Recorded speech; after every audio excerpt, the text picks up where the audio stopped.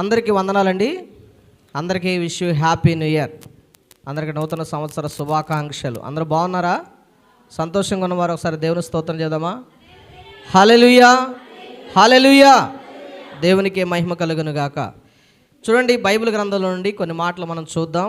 Bible గ్రంథంలో నుండి దేవుడు ఈరోజు మనతో మాట్లాడబోతూ ఉన్నాడు. మరి రాత్రికాల సమయంలో వాక్యం తీసాం, కానీ అది వాయిస్ రాలేదు, అందువల్ల మీకు పెట్టలేకపోయాం. ఈ సమయంలో కొద్ది నిమిషాలు మన వాక్యాన్ని విందాం. ప్రియమైన దేవుని బిడ్డలారా, బైబిల్ గ్రంథంలో నుండి మనం కొన్ని మాటలు చూద్దాం. 103వ కీర్తన 11వ వచనాన్ని మనం చదువుదాం. ఈ సంవత్సరం దేవుడు మనకి ఇస్తున్నటువంటి వాగ్దానం ఏంటంటే, ఇది వాగ్దానం. గుర్తుపెట్టుకోండి, ఈ సంవత్సరం అంతా కూడా దీని కొరకు మీరు ప్రార్థన చేయాలి. దేనికోసం ప్రార్థన చేయాలి? ఈ సంవత్సరం అంతా కూడా దేవుడు ఇస్తున్నటువంటి వాగ్దానం ఇది. 103వ కీర్తన 11వ వచనాన్ని ఒకసారి అందరం చదువుదాం. బైబిల్లో ఉన్న వారందరూ కూడా తీయండి. భూమి కంటే ఆకాశం ఎంత ఉన్నతముగా ఉన్నదో, ఆయన యందు భయభక్తులు గలవారి ఎడల ఆయన కృప అంత అధికముగా ఉన్నది. ఒకసారి నాతో కలిసి అందరూ చెప్పండి. భూమి కంటే ఆకాశం ఎంత ఉన్నతముగా ఉన్నదో, ఆయన యందు భయభక్తులు గలవారి ఎడల ఆయన కృప అంత అధికముగా ఉన్నది. దేవునికి మహిమ కలుగును గాక. చిన్న ప్రార్థన చేసి మనం వాక్య భాగాన్ని విందాం. అందరూ కూడా తలలు వంచండి, ప్రార్థన చేసుకుందాం. పరిశుద్ధుడా, ప్రేమగల తండ్రి, ఘనమైన దేవానికి స్తోత్రాలు.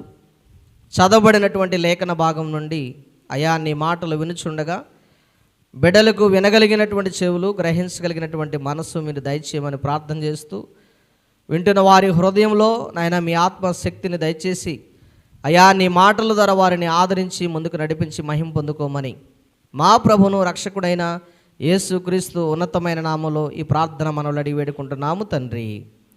Amen, amen. అందరికీ వందనాలండి. మరి చదవబడినటువంటి లేఖన భాగంలో చూడండి, అధికమైనటువంటి కృప. ఏంటండి? అధికమైనటువంటి కృప. అసలు కృప అంటే ఏంటి అర్థం? కృప అంటే అర్థం ఏంటి? కృప అంటే ఏంటంటే, కృప అనగా అర్థం ఏంటి? చాలామంది దేవుని కృప అని పెట్టుకుంటారు. ఏడా ఇంటి మీద పెట్టుకుంటారు, అలాగే బండ్ల మీద రాయించుకుంటారు. అలాగే మరి నూతనమైన గృహం కట్టుకున్న వారు కూడా దేవుని కృప వల్ల మేము కట్టుకున్నాం, దేవుని దయ వల్ల మేము ఒక బిడ్డను సంపాదించుకున్నాం. ఏమండి, దేవుని కృప వల్ల మాకు ఇది కలిగింది అని అందరూ చెప్పుకుంటూ ఉంటారు. కృప అంటే అర్థం ఏంటి? అసలు కృప కృప కృప అని చెబుతూ ఉంటాం, కానీ అసలు కృపకు ఉన్నటువంటి అర్థం ఏంటి? కృప అంటే అర్థం ఏంటంటే, అర్హత లేనటువంటి మనకు అర్హతను కలిగించటమే కృప. అర్థమవుతుందండి?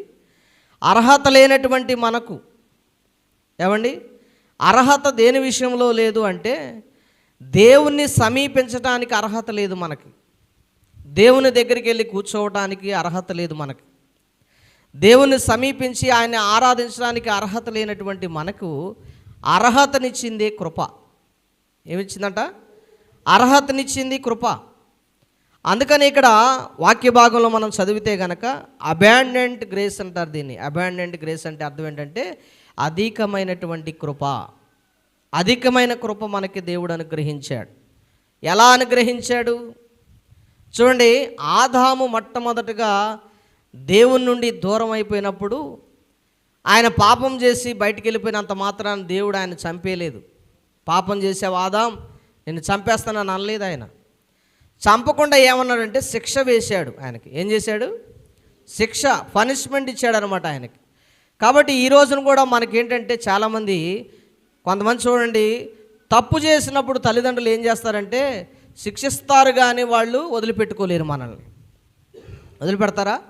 కొడతారు కానీ, గద్దిస్తారు కానీ, తప్పు చేయొద్దని అంటారు కానీ మనల్ని వదిలిపెట్టుకుంటారా? వదిలిపెట్టుకోరు మనల్ని. ఎందుకు వదిలిపెట్టుకోరు అంటే బిడ్డల మీద ప్రేమ. అలాగే దేవునికి కూడా మన మీద ప్రేమ ఉంది. ఆదాము చేసినటువంటి పాపాన్ని బట్టి ఆదాముని ఏం చేయలేదు? బయటికి నెట్టేశాడు కానీ, శిక్షించాడు కానీ ఆయన ఏం చేయలేదు, ఆయన్ని నాశనం చేయలేదు. ప్రియమైన దేవుని బిడ్డలారా, అందుకని దేవుని వాక్యం అంటుంది, ఆదాము ఎడల కూడా దేవుడు కృప చూపించాడంట. ఏం చూపించాడు? కృప చూపించి పాపమని తెలిసినటువంటి తన శరీరానికి, పాపమని తెలిసినటువంటి తన దేహానికి బయటికి చూపించుకోలేక, ఏమండి, దేహాన్ని కనపరుచుకోలేక ఆకులు కచ్చడమ్మలుగా చేసి కట్టుకుంటే దేవుడు ఆదామును పిలిచి ఏమన్నాడో తెలుసా? ఇదిగో చర్మపు చొక్కాలు తొడిగించాడంట దేవుడు మొట్టమొదటగా. ఏం తొడిగించాడండి? చర్మపు చొక్కాలు తొడిగించాడు. ఏం కప్పుకోవటానికి? మానాన్ని కప్పుకోవటానికి. ఏమండి? దేహాన్ని కప్పుకోవటానికి. ఈరోజు మనం రంగురంగు వస్త్రాలు ధరించుకుంటున్నాం, కానీ దేవుడు ఆనాడు అనాది కాలంలోనే ఆదాము పాపాన్ని చేయటం వల్ల దూరం అయిపోయాడు. కానీ దూరం అయిపోయినా కూడా ఆయన మీద దేవుని కృప ఎక్కడికి పోలేదు. ఎందుకంటే ఆయన నూతన వస్త్రాలు ఆయనకి ఇచ్చాడు. ప్రియమైన దేవుని బిడ్డలారా, అందుకని ఇక్కడ అంటున్నాడు కదా, చదవబడినటువంటి వాక్యంలో ఏమంటున్నాడు? అధికమైన కృప. ఏ కృప అంటంట?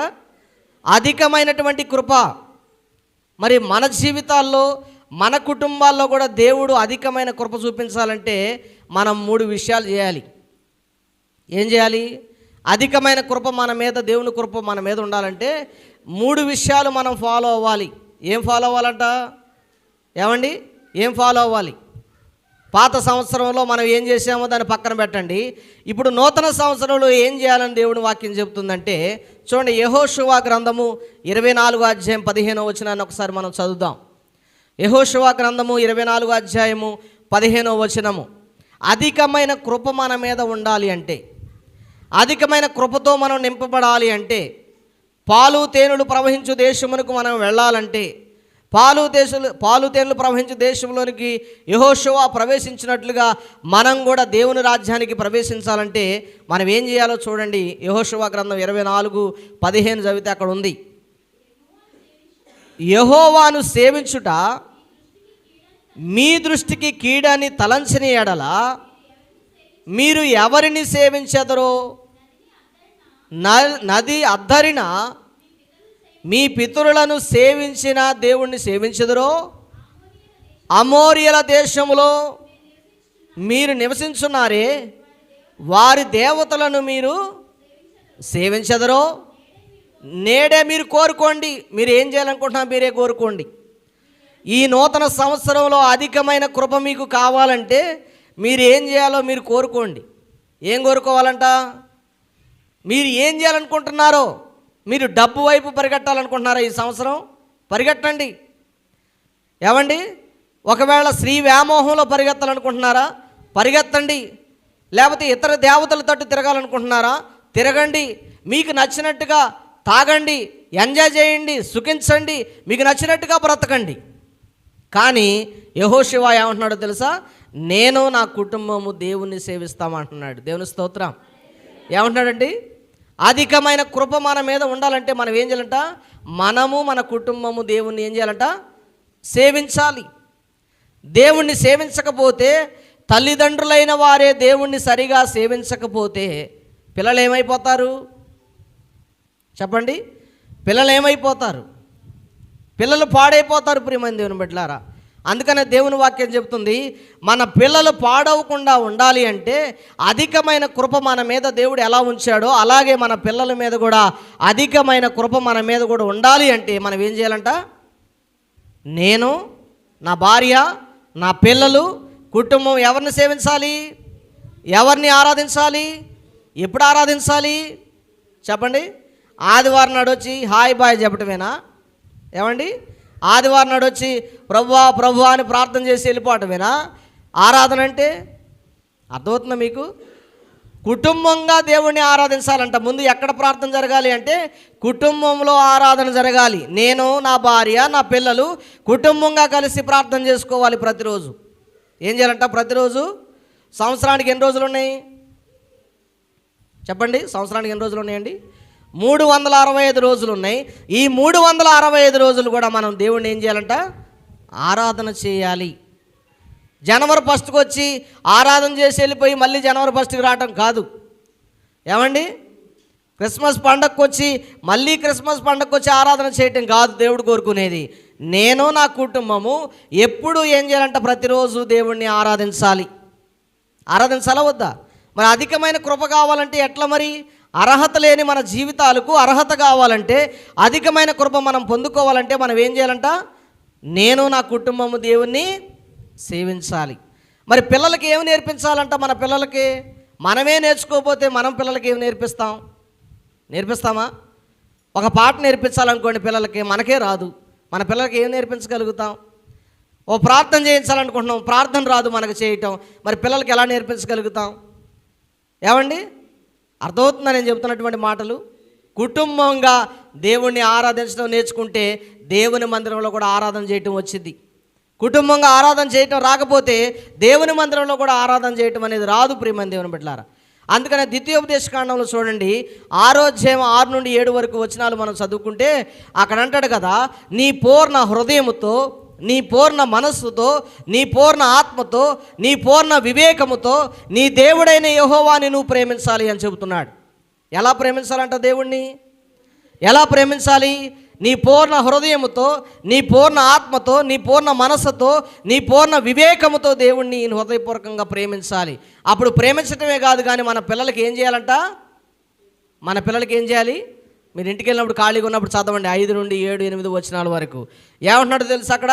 నీ పిల్లలు నీ ఇంట కూర్చున్నప్పుడు, ఏమండి, త్రోవన నడుస్తున్నప్పుడు, పడుకున్నప్పుడు, ఏమండి, లేచినప్పుడు, అందరూ మాట్లాడేది ఎవరు? ఏమండి, వాటిని గురించి మీ పిల్లలకి ఏం చేయాలంట? నేర్పించాలి. వాటిని గురించి ఏమి నేర్పించాలి? దేవుని గురించి నేర్పించాలి. ఈ రోజున ఎవరి గురించి నేర్పిస్తున్నారు పిల్లలకి? అయ్యగారు నా పిల్లలు నా మాట వింటలేదండి. ఎందుకు వింటారు నీ మాట? ఏమండి, అయ్యగారు నా పిల్లలు నన్ను పట్టించుకోవట్లేదండి. ఎందుకు పట్టించుకుంటారు? వాళ్ళ చిన్నతనంలో నువ్వు పట్టించుకున్నావా? వారిని పెంచేటప్పుడు నువ్వు పట్టించుకున్నావా? వారు ఎదిగేటప్పుడు నువ్వు పట్టించుకున్నావా? వారు నిన్ను పట్టించుకోవడానికి? ఏమండి, నా కొడుకు నన్ను సరిగా చూడట్లేదండి. ఏమండి, కంప్లైంట్లు వస్తాయి రావా మన దగ్గరికి? వస్తనే రావట్లేదా? నా తండ్రి నన్ను పట్టించుకోవట్లేదు, నా కొడుకు నన్ను పట్టించుకోవట్లేదు, నా పిల్లలు నన్ను పట్టించుకోవట్లేదు, నన్ను చూడట్లేదండి. ఎటు చూస్తారు? నువ్వు పట్టించుకోలేదు కదా. వారి జీవితంలో చిన్న వయసులో వారిని సరైన రీతిలో నువ్వు పట్టించుకోలేదు కాబట్టి నిన్ను కూడా వాళ్ళు పట్టించుకోరు. మరి కృప ఎలా వచ్చింది నీకు?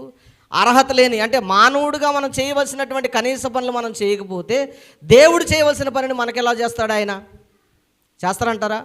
ఏమండి, బైబిల్ గ్రంథం చూడండి, దానియేలు రోజు 3 సార్లు ప్రార్థన చేసేవాడంట. ఎన్నిసార్లు ప్రార్థన చేసేవాడు? ఎక్కడ ప్రార్థన చేశాడు ఆయన? చర్చికి వెళ్ళి ప్రార్థన చేశాడా? చెప్పండి. ఎక్కడ ప్రార్థన చేసుకున్నాడు ఆయన? ఒక క్రమమైనటువంటి జీవితాన్ని ఎక్కడ ప్రారంభించాడంటే తన కుటుంబంలోనే ప్రారంభించుకున్నాడు. రోజుకు 3 ప్రార్థన చేయమని ఎవరని చెప్పారు ఆయనకి? ఏమండి, నువ్వు రోజు 3 సార్లు ప్రార్థన చేయి దానియేలు అని దేవుడు చెప్పాడు ఆయనకి? చెప్పాడా? ఆయన ఒక క్రమాన్ని పెట్టుకున్నాడు. నేను దేవుణ్ణి ఇలా ఆరాధించుకోవాలనుకుంటున్నా, దేవుణ్ణి ఇలా ప్రార్థన చేయాలనుకుంటున్నా. ఏమండి, ఒక ఆయన రాత్రి అడిగితే ప్రార్థన రాయా అంటే అంటున్నాడు తెలుసా? ఏమంటున్నాడు తెలుసా? నాకు అసలు ఖాళీ లేదు అయ్యగారు అంటున్నాడు. ఏమంటున్నాడు? ఖాళీ లేదంట ఆయనకి, బిజీ.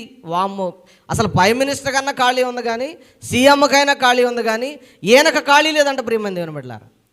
మరి దేవుణ్ణి ఎప్పుడు ఆరాధిస్తారు ఆయన? 24 గంటల ఫోన్ చెవులో నుండి తీస్తే వదిలిపెట్టండి. ఏమండి, 24 గంటలు బండి ఎక్కినోడు ఎక్కినట్టే, దిగినట్టే. ఇదే తప్ప లోకంలో ఇదే కోరుకుంటున్నాడు కానీ దేవునితో సహవాసం చేద్దామనే ఆలోచన లేదండి ప్రియమైన దేవుని బిడ్డలారా. మరి దేవుడు నీ కృప ఎలా ఇస్తాడు?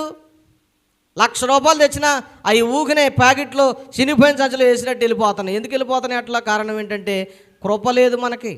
ఎందుకు లేదు? కారణం ఏంటంటే మనం చేసే పనులు అలా ఉన్నాయి ప్రియమైన దేవుని బిడ్డలారా. అందుకనే దేవుని వాక్యం నీతో మాట్లాడుతూ ఉంది. ఈ సంవత్సరం నీకు కృప కావాలంటే నీవు నీ ఇంటి వారు ప్రార్థన చేయటం మొదలుపెట్టాలి. ఏం చేయటం మొదలుపెట్టాలి? ఇక నుండి అయినా నూతన సంవత్సరంలో మార్పు రావాలి. నువ్వు కలిసి నీ కుటుంబంతో కలిసి ఇంట్లో ప్రార్థన చేయటం ప్రారంభిస్తే దేవుడు నీ ఇంట్లో నుండే పరిస్థితులు మార్చుకుంటూ వస్తాడు. నువ్వు అప్పుడు సంఘంలోకి వస్తే సంఘంలో నీ పక్కన వారి కుటుంబాల పరిస్థితులు మార్చబడతాయి. మరి పరిస్థితులు మార్చబడలేదు అయ్యగారు అంటే మనమేం చేయగలం? నువ్వు చేయని దానికి. ప్రార్థన అంటే ఏదో ఆషామాష అనుకుంటున్నారు చాలామంది. ప్రార్థనలో ఉన్న శక్తి ఎవరికి తెలియదు ప్రియమైన దేవుని బిడ్డలారా. దాన్ని అనుభవించిన వాడికే తెలిసిద్ది. దానియేలు క్రమం తప్పకుండా ప్రార్థన చేస్తూ ఉంటే ఆయన ప్రార్థన పాడు చేయాలని చూశారంట చాలామంది మిత్రులు. ఏమండి, ఆయన అంచెలంచెలుగా ఎదుగుతూ ఉంటే ఎదుగుతున్నటువంటి పదవుల నుండి కింద పడేయాలని చూశారంట ఆయన. అయినా కానీ ఆయన ప్రార్థన మానలేదు. రాజు శాసనం రాయించినట్ట 30 రోజుల వరకు ఎవరైనా ఏ దేవుడికైనా ఆరాధన చేసినా, ఏ దేవుడినైనా మొక్కినా వాడిని తీసుకెళ్ళి సింహాల గుహలో వేస్తానని చెప్పాడంట. అయినా కూడా ఆయన భయపడకుండా ఏం చేశాడో తెలుసా? ఏం చేశాడు ఆయన? ప్రార్థన విడవకుండా ప్రార్థన చేస్తూనే ఉన్నాడు. ఆయన యథావిధిగా ఇంటికి వెళ్ళి 6వ అధ్యాయంలో ఉంటుంది చూడండి, దానియేలు గ్రంథం 6వ అధ్యాయంలో చూస్తే మీరు, ఆయన యథావిధిగా ఇంటికి వెళ్ళి ఏం చేస్తున్నాడంట? మోకాళ్ళుని ప్రార్థన చేస్తున్నాడంట దేవుడికి. అదే మనకి సాటింపు వేశారనుకోండి, ప్రెసిడెంట్ గారు ఈరోజు మీ ఇంట్లో ఎవరు వండుకోమాకండి 10,000 ఇస్తున్నారు ఇంటి ఇక్కడ అని చెప్పారనుకోండి, ఇంట్లో ఉంటారు ఎవరన్నా? ఉంటారా? 10,000 తీసుకున్నాడు గురు శిక్ష అని పెట్టారనుకోండి, అప్పుడు ఏం చేస్తారు? ఒక్కడ బోరు పోతారా అండి? అంత కష్టంగా ఉంటుందండి.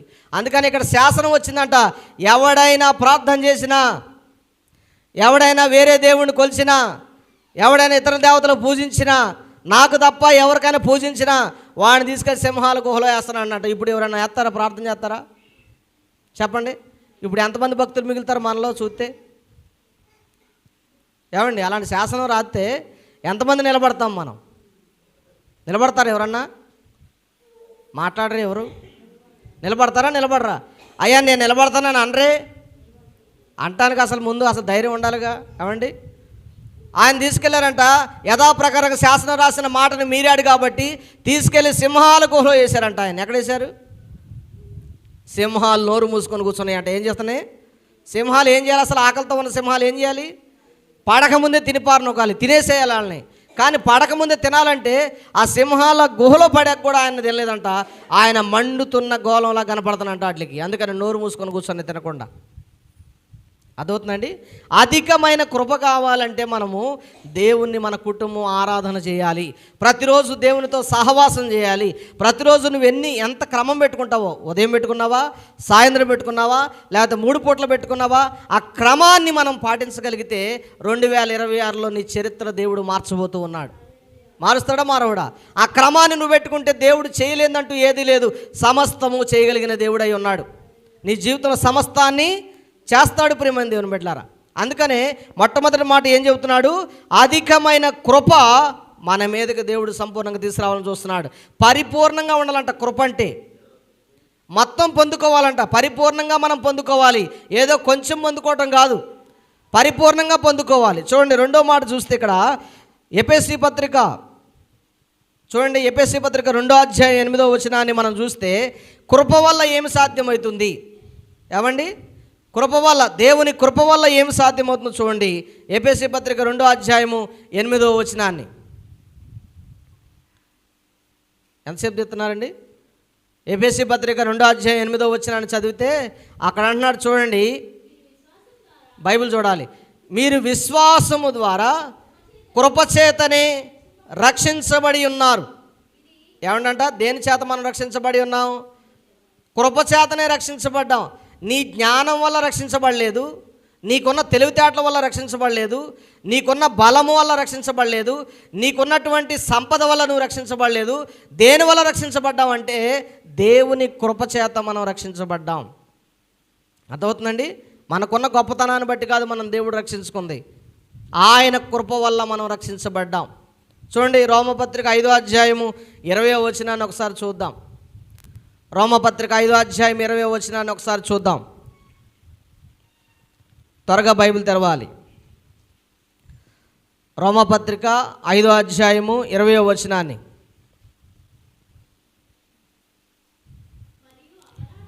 మరియు అపరాధము విస్తరించినట్లు ధర్మశాస్త్రము ప్రవేశించెను, అయినను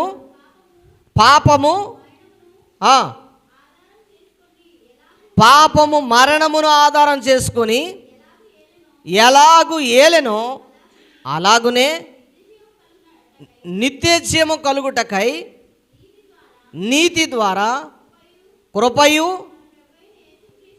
మన ప్రభు అయిన యేసుక్రీస్తు మూలముగా ఏలు నిమిత్తము పాపము ఎక్కడ విస్తరించిందో అక్కడ కృప విపరీతంగా, అంటే పరిమితం లేకుండా విస్తరించిందంట. దేవుని స్తోత్రం, హల్లెలూయా. ఎక్కడ విస్తరించిందంట కృప?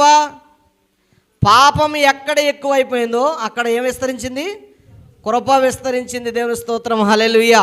చూడండి, ఒక ఉదాహరణ నేను మీకు చెప్పాలంటున్నా. కృప ఎందుకు అవసరమైందంటే, పాపం ఎంత ఎక్కువైతే అంత కృప కావాలంట. ఏమండి, ఎంత ఎక్కువ పాపం అయితే అంత పాపానికి ఏం కావాలి?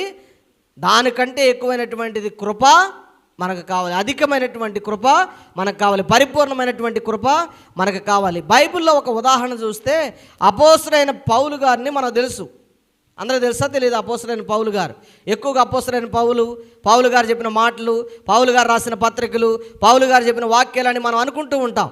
కానీ అపోస్తలుడైనటువంటి పౌలు గారు ఒకప్పుడు ఎలాంటి వాడంటే ధర్మశాస్త్రాన్ని అవపోసన పట్టినటువంటి వ్యక్తి. ధర్మశాస్త్రాన్ని అటు నుండి అటు చదవగలిగినటువంటి దిట్ట. ధర్మశాస్త్రంలో ఏమున్నాయో ఏమి లేవో అన్నీ తెలిసినటువంటి వ్యక్తి. దేవుడు ఏమై ఉన్నాడో తెలిసినటువంటి వ్యక్తి. అలాంటి వ్యక్తి ఏమన్నాడో తెలుసా? పాపములో ఉన్నాడు. ఆయన ఎక్కడున్నాడట? పాపములో ఉన్నాడు. ఆయన ఏమంటున్నాడో తెలుసా? ఆయన అంటున్నాడు యేసు ప్రభు దేవుడు కాదంటున్నాడు. యేసు ప్రభు దేవుడు కాదన్నాడు. యేసు ప్రభు వారిని నమ్మినటువంటి వారిని తీసుకెళ్ళి చెరసాల్లో పడేశాడు. యేసు ప్రభు వారిని నమ్మిన వారిని తీసుకెళ్ళి రంపాలతో కోసాడు, చంపాడు, అనేక మంది శిక్ష వేశాడు, చిన్నపిల్లల్ని పెద్దల్ని అందరినీ కూడా తీసుకెళ్ళి చెరసాల్లో వేశాడు. యేసు ప్రభు అంటే అంత మంట ఆయనకి. తెలుసా మీకు ఎంత మంట ఆయనకి? చంపేయాలన్నంత మంట. ఎవరైనా యేసు ప్రభు అని తెలుసుకున్నారా అంటే వాళ్ళని ఏం చేస్తారంట? ఆయన చంపేస్తారు. అలాంటి స్థితి కలిగినటువంటి ఆ వ్యక్తి ఒక రోజున దేవుడు ఆయనకు దర్శనమిస్తే ఆయన అంటున్నాడంట, సౌలా సౌలా నన్ను ఎందుకు ఏదిస్తున్నావు, ఎందుకు నన్ను హింసిస్తున్నావు అని అడిగినప్పుడు ఆయన అన్నాడు కదా, ఏంటయ్యా ఎవరు నువ్వు, నేను నిన్ను హింసించడం ఏంటి అన్నాడంట. అంటే ఆయన అన్నాడు, నువ్వు హింసిస్తున్న యేసును నేనే అన్నాడు. ఎవరంట ఆయన? నువ్వు హింసిస్తున్నటువంటి యేసు ప్రభు వారు ఏమంటున్నాడంట అక్కడ, నువ్వు హింసిస్తున్నటువంటి యేసును నేనే అంటే ఆయన అన్నాడు ఎంత సార్, నువ్వెవరో నాకు తెలియదు, కానీ ఇప్పటి వరకు నేను హింసించా, ఇక నుండి నేను హింసించను, నువ్వే దేవుడు అని తెలుసుకున్నా అని చెప్పేసి ఆయన అంటాడు కదా, పాపులలో నేను ప్రధానమైన వాడిని అన్నాడు. ఏమన్నాడు ఆయన? పాపులలో నేను ప్రధానమైన వాడిని, అధికమైన పాపం చేసిన వాడిని, పాపం విస్తరించింది నాలో, భయంకరమైన పాపం చేశాను, హింసించాను, దేవుని బిడ్డలను చంపాను, దేవుని బిడ్డలను చెరసాల్లో వేశాను, ఇంతకంటే భయంకరమైనటువంటి పాపం ఇంకొకటి ఉంటుందా అని బాధపడుతూ ఉన్న సమయంలో ఆయన అన్నాడు కదా, నా కృప నీకు తోడై ఉందని చెబుతున్నాడు. చూడండి ఒకసారి బైబిల్ గ్రంథంలో ఒక మాట మనం చూద్దాం. 2 కొరింథీయులకు రాసినటువంటి పత్రిక 12వ అధ్యాయం 9వ వచనాన్ని ఒకసారి చదువుదాం ప్రియమైన దేవుని బిడ్డలారా. కొరింథీయులకు రాసినటువంటి 2వ పత్రిక 12వ అధ్యాయము 9వ వచనాన్ని ఒకసారి మనం చదివినట్లయితే, అందుకు నా కృప నీకు చాలు, బలహీనతల యందు నా శక్తి పరిపూర్ణమగుచున్నదని ఆయన నీతో చెప్పిన నేను. దేవుని స్తోత్రం, హల్లెలూయా. నా కృప నీకు చాలు అంటున్నాడు. ఏమంటున్నాడు ఆయన? నా కృప నీకు చాలు, నా కృప నీకు చాలు అని చెబుతుంది దేవుని వాక్యం. ఇక్కడ చూడండి, అపోస్తలుడైన పౌలు అంటున్నాడు, అయ్యా నేను పాపిని, పాపులలో ప్రధాన పాపిని, నా జీవితంలో ఏమి లేదయ్యా నన్ను క్షమించాను అంటుంటే ఆయన అంటున్నాడు కదా, ఇదిగో నా కృప నీకు చాలు, నీకు కృప చాలిక అంటున్నాడు. అధికమైన కృప కావాలంట. మనకేం కావాలి? అధికమైన కృప కావాలి మన జీవితంలో. అందుకని దేవుడు ఇంకో మాట అంటున్నాడు చూడండి, కృప వల్ల మన జీవితంలో ఏమేం కార్యాలు జరుగుతాయో తెలుసా? ఆయన కృప ఉండటం వల్ల మన జీవితంలో ఏమేం కార్యాలు జరుగుతాయో తెలుసా? చూడండి, 1 యోహాను పత్రిక 1వ అధ్యాయం 9వ వచనంలో అంటున్నాడు, ఆయన కృప వలన జరిగే కార్యాలు ఏంటంటే, దేవుడు నమ్మదగినవాడు, ఆయన కృప కలిగిన వాడు. అందుకని ఆయన అంటున్నాడు 1 యోహాను పత్రిక 1వ అధ్యాయం 9వ వచనంలో అంటాడు కదా, ఇదిగో దేవుడు నమ్మదగిన వాడు కనుక ఏమంటున్నాడు ఆయన? చూడండి, మన పాపములను మనం ఒప్పుకుని ఎడల ఆయన నమ్మదగిన వాడు కనుక, నీతిమంతుడు కనుక ఆయన మన పాపములు క్షమించి సమస్త దుర్నీతి నుండి మనల్ని పవిత్రులుగా చేస్తాడు. చూడండి, మొట్టమొదటి మాట ఏంటంటే, కృప వల్ల వచ్చే మేలు, కృప వల్ల వచ్చే కార్యము, కృప వల్ల వచ్చే ఘనత, కృప వల్ల వచ్చే జీవితంలోకి వచ్చే మొట్టమొదటి కార్యం ఏంటంటే క్షమాపణ వచ్చింది మనకి. మన జీవితంలోకి ఏమొచ్చిందంట? క్షమాపణ. ఎవరు క్షమించలేని క్షమాపణ. ఏమండి? నరహత్య చేసిన వాడిని దేవుడు క్షమించాడు. ఏమండి? వ్యభిచారం చేసిన వాడిని దేవుడు క్షమించాడు. ఏమండి? లోభంతో ఉన్నవాడిని దేవుడు క్షమించాడు, పాపంలో ఉన్నవాడిని దేవుడు క్షమించాడు, అనేక రకాల వర్గాల్లో ఉన్నటువంటి వారిని దేవుడు క్షమించి వారి జీవితాన్ని నూతనపరిచాడు. ప్రియమైన దేవుని బిడ్డలారా, మరి ఈ సంవత్సరం నూతనపరచబడటానికి మన జీవితంలో ఏం తప్పులు ఉన్నాయి? నూతనపరచబడటానికి మన జీవితంలో ఏం ఒప్పుకోవాల్సినవి ఉన్నాయి? నూతనపరచబడటానికి మన జీవితంలో ఏది వదులుకోవాల్సినవి ఉన్నాయి? అర్థమవుతుందండి? నూతన సంవత్సరంలో కొత్తదనం రావాలా రాదా? ప్రతి సంవత్సరం నూతనపరచబడాలా వద్దా? ఏమండి? నూతనపరచబడాలా వద్దా? మాట్లాడలేదు ఎవరు. నూతనపరచబడాలి. ఎందుకంటే ప్రతి సంవత్సరం కూడా దేవుడు మనలో మార్పు తీసుకొస్తున్నాడు. కాబట్టి ఈ పోయిన సంవత్సరం కంటే ఈ సంవత్సరం అధికంగా ప్రార్థన చేయడం నేర్చుకోవాలి. ఈ పోయిన సంవత్సరం కంటే ఈ సంవత్సరం అధికంగా దేవునిలో ఎదగటం నేర్చుకోవాలి. పోయిన సంవత్సరం కంటే ఈ సంవత్సరం ఇంకా దేవునిలో ఇంకేముందో తెలుసుకోవడానికి ప్రయత్నం చేయాలి. అంతేనా? ఇంకెనక్కి వెళ్ళిపోవాలా? చదువు ఎప్పుడు పైకి ఒక స్టెప్ ఎదగాలా, లేకపోతే కిందకి వెళ్ళిపోవాలా? ఏమండి, 10వ తరగతి నుండి 9వ తరగతి, 9వ తరగతి నుండి 8వ తరగతి, 8వ తరగతి నుండి 8వ తరగతి, 7వ తరగతి, 7 నుండి 5, 6, 7 అట్లా కిందకి రావాలా, లేకపోతే పైకి వెళ్ళాలా? మన పిల్లలు ఎలా వెళ్ళాలనుకుంటామండి? పైకి వెళ్ళాలనుకుంటాం. మరి మనం ఎందుకు ఎక్కడే ఉంటున్నాం? మారు మనసు పొందాం, బాప్తిసం తీసుకున్నాం, రొట్టె తీసుకున్నాం, ఇక అక్కడ ఆగిపోయాం. ఎక్కడ ఆగిపోయాం? మరి ఇక్కడ నుండి ఎప్పుడు ఎదుగుతాం? ఇక్కడ నుండి స్టెప్ ఎదగొద్దా? ఏమండి, మన ముందు పిల్లలు పుడుతున్నారు, పెరుగుతున్నారు, పెళ్ళిళ్ళు చేసుకుంటున్నారు, వాళ్ళు పిల్లలు పుడుతున్నారు, వాళ్ళు ఎదుగుతున్నారు, మళ్ళీ వాళ్ళకి పిల్లలు పుడుతున్నారు, వాళ్ళు ఎదుగుతున్నారు, అయినా కానీ మనం అట్టే ఉంటున్నాం. అవునండి కాదా? మరి కృప ఎప్పుడు వచ్చింది మనకి? అపోస్తలుడైన పౌలు మారు మనసు పొందిన తర్వాత ఆయన క్షమాపణ పొందుకున్నాడు. దేవుని దగ్గర క్షమాపణ అడిగాడు, క్షమాపణ పొందుకున్నాడు. మళ్ళీ తిరిగి వెనకడిగేలా, తిరిగి వెనకడుగు చూడలా, వెనక వైపు చూడలా, లోకం వైపు చూడలా, పాపం వైపు చూడలా, డబ్బు వైపు చూడలా, దేని వైపు చూడలా, దేవుని వైపు మాత్రమే చూసుకుంటూ ముందుకు సాగాడు. అలా దేవుని వైపు ముందుకు చూసి సాగేవాళ్ళు కావాలి దేవుడికి. అర్థమవుతుందండి? చూడండి, రెండో మాట ఏమంటున్నాడు? తీతు పత్రిక 2వ అధ్యాయం 11, 12 వచనాలు చూస్తే కృప వల్ల మన జీవితంలో జరిగే రెండో కార్యం. మొట్టమొదటి కార్యం ఏంటి చెప్పండి? క్షమాపణ. మొట్టమొదటి కార్యం ఏంటి? క్షమాపణ. రెండవ కార్యం ఏంటంటే మార్పును తీసుకొస్తుంది. ఏం తీసుకొస్తుందంట? మార్పును తీసుకొస్తుంది. తీతు పత్రిక 2, 11 నుండి 12 వరకు. 2వ అధ్యాయం 11 నుండి 12 వరకు. ఏలయనగా సమస్త మనుషులకు రక్షణకరమైనటువంటి దేవుని కృప ప్రత్యక్షమై మనము బలహీనతలను, ఇహలోక సంబంధమైన దురాశలను విసర్జించి శుభప్రదమైన నిరీక్షణ నిమిత్తం, అనగా మన రక్షకుడైన యేసుక్రీస్తు మహిమ యొక్క ప్రత్యక్షత కొరకు చాలండి ఎదురు చూస్తూ ఉండాలి. ఏంటట?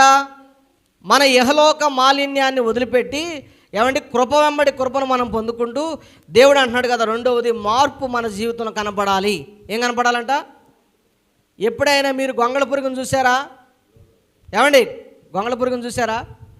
చూడలేదా? అమాయకంగా పేసి పెట్టమాకండి. గొంగళ పురుగు చూడని వాళ్ళు ఎవరు లేరు. ఉన్నారా లేరా? గొంగళ పురుగు అందరం చూసారా?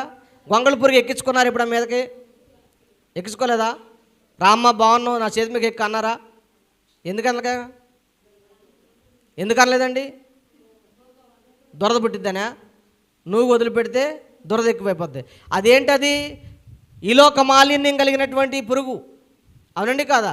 దాని జీవితాన్ని చూస్తే మనకు అర్థమైద్దంట. మనం ఒకప్పుడు అలా ఉన్నాం. ఎలా ఉన్నాం?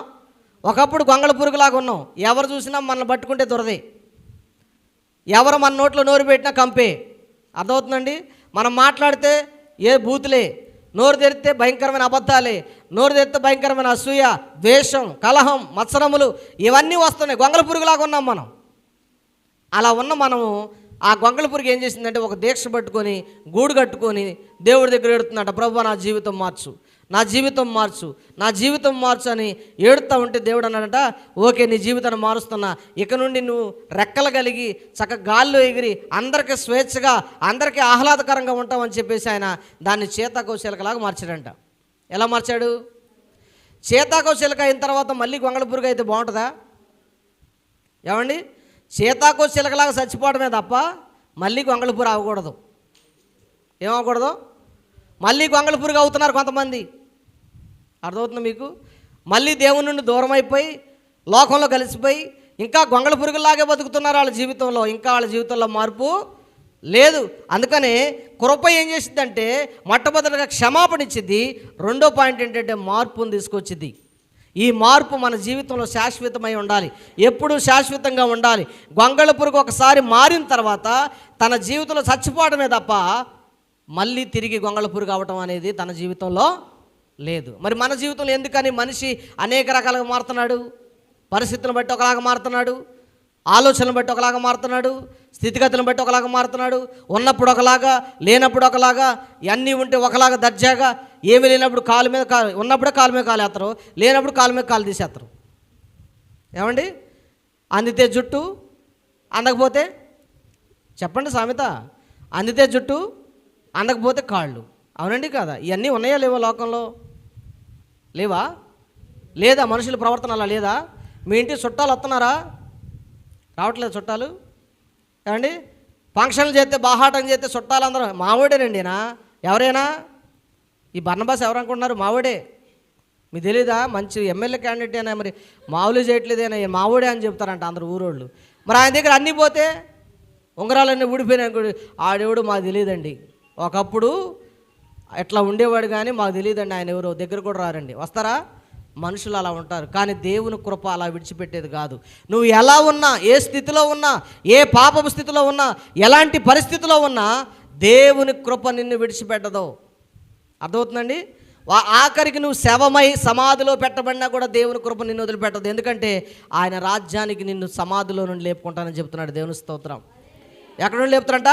సమాధిలో నుండి లేపుతారంట. రెండో మాట చెప్పాను కదా, ఒకటి క్షమిస్తుంది, రెండవది మార్పును తీసుకొస్తుంది, మూడవది ఏంటంటే నిలబెడుతుంది. మనల్ని ఏం చేస్తుందంట? నిలబెడుతుంది. అన్ని విషయాల్లో మనల్ని నిలబెడుతుంది. ఒకసారి సామెతల గ్రంథం 24:16 ఒకసారి చదువుదాం. 2 మాటలు చదువుకొని మనం ముగించుకుందాం. సామెతల గ్రంథం 24:16 చూద్దాం ఒకసారి. నీతిమంతుడు 7 మార్లు పడినను తిరిగి లేచును, ఆపత్కాలమందు భక్తిహీనులు ఏం చేస్తారు? కూలిపోతారు. నీతిమంతుడు ఏమవుతారంట? చెప్పండి. నీతిమంతుడు ఎన్నిసార్లు పడిపోయిన లెగుతారంట? 7 మార్లు పడిపోయిన లెగుతారంట. కానీ భక్తిహీనుడు ఊహనే కూలిపోతారన్నమాట. కాబట్టి భక్తిహీనుడిగా ఉండకూడదు. మనం చదువుకున్న వాక్యం ఏముంది? అధికమైన కృప ఎవరికి ఉంటుందంట? దేవుని యందు భయభక్తులు కలిగిన వాడికి. ఎవరికంట? దేవుని యందు భయభక్తులు కలిగిన వాడికి ఏం కృప ఉందంట? అధికమైన కృప ఉంది. ఆ కృప వచ్చినప్పుడు ఎన్నిసార్లు పడిపోయినా లెగుస్తాడు. దేవుడు పని ఆగిపోవడానికి అవకాశం ఉండదండి. నేను కాబట్టి ఇంకోటి లేపుకొని వాడుకుంటాడు దేవుడు. వాడుకుంటాడో వాడుకోడా? ఏమండి? దేవుడు ఖాళీగా ఉంచడు. ఒకవేళ నేనే గొప్ప అనుకుంటే నన్ను పక్కన పెట్టి పనికి మాలిన వాడిని తీసుకొచ్చి, పని చేస్తున్నటువంటి వాడిని తీసుకొచ్చి నిలబెట్టి వాడుకుంటాడు దేవుడు. అంత సమర్థుడు ఆయన. అర్థమవుతుందా మీకు? మనం గొప్ప అనుకుంటే దేవుడు నేను తీసి ఆ ప్లేస్లో తీసి వేరే వాడిని పెడతాడు.